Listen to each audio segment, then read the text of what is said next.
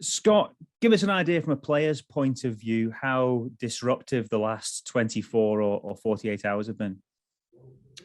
Well, first of all, it is what it is. I mean, it's not an ideal situation, of course, but I mean, every club around the country has been affected with this virus. So, I mean, it is what it is, and we've still got a strong squad over here with the addition of the young boys getting some experience. So, we need to take the positives out of it rather than the negatives.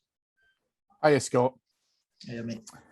Scott, in terms of obviously some of the players that Gary was just talking about being drafted into the game for tomorrow night and being around the first team group, as one of the senior players in the squad, how have you found yourself supporting them and been able to help that? Because obviously it'll come as a bit of a shock to them.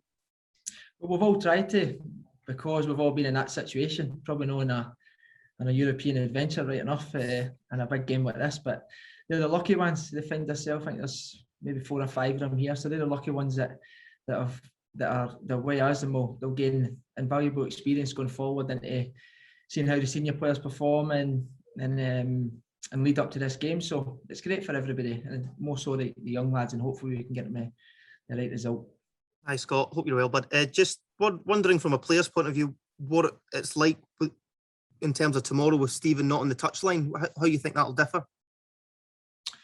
Well, it won't be that much different. I mean, obviously you want your leader and your manager on the side, but I mean, he can't play the game for you. So I think you need to take responsibility, and they can give you instructions and as much as you want before games, but ultimately it's the players that go over the line to perform. So you would rather them be here, you'd rather all the staff be here, of course, but I mean, ultimately it's the players that go in there and perform. So we need to take the desired result back and hopefully have big European nights back at Ibrox.